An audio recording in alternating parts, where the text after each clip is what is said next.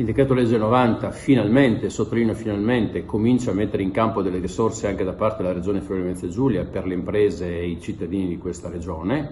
È un provvedimento quindi tardivo, ma almeno dopo 2 mesi la Regione comincia anche lei a dimostrare di mettere in campo qualche risorsa e qualche scelta. Ci siano dei passaggi che ci preoccupano molto, che sono quelli che richiedono la compartecipazione dei nostri comuni all'eventuale abbattimento fiscale per la Tari, per la COSAP.